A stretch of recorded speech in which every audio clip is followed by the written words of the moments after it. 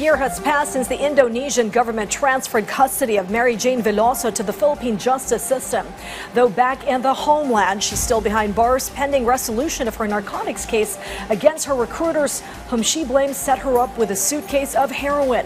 Our Harley Valbuena has more on detained Mary Jane Veloso, still in good spirits, while her parents are an emotional wreck.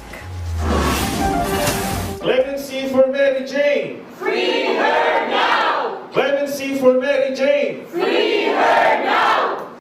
This is the cry of the family of Mary Jane Veloso, together with different groups, because of her continued imprisonment despite being turned over by the Indonesian government. Earlier today, the family of Mary Jane filed a petition before Malacanang to formally request President Ferdinand R. Marcos Jr. to grant executive clemency to Veloso. Her parents, becoming emotional, shared that they cannot wait for Mary Jane to finally be with them, since 6 months had passed since her custody was transferred to the Philippines. Mary Jane, they added, is also becoming ill inside the Correctional Institution for Women. Ako po ay nananawagan po sa ating mahal na Pangulo na sana po bigyan na po ninyo ng clemency ang aking anak kasi may sakit na po siya, may lagnat daw po siya, may sipon, pasakit po ang kanyang lalamunan. Ano pa po ang dapat na pagdusahan ng aking anak dito? Nagdusa na po siya sa Indonesia ng 15 taon. Ngayon nakaka-6 na buwan na po dito. But despite the challenges, her parents said that Mary Jane's morale remains high and her faith in God is still firm. National Union of People's Lawyers, who provides legal services to Veloso, explained that it will be more convenient for her to testify in court against her recruiters if she will be finally freed. Only Mary Jane knows what happened, no?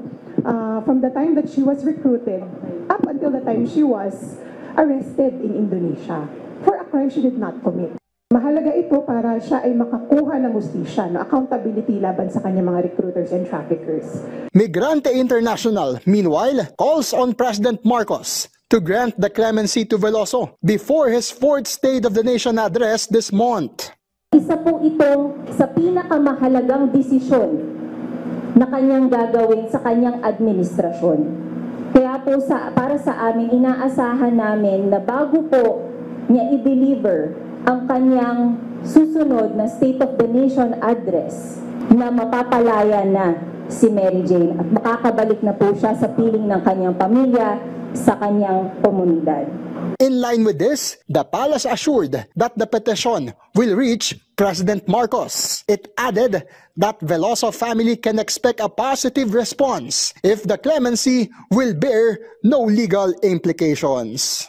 Makakarating po ito sa Pangulo at kung wala naman tayo malalabag na batas at ito'y kakabuti ng ating kababayan, makakakuha naman tayo po malamang ng positibong reaksyon dito. Harley Valbuena from the National TV Network for a new and better Philippines.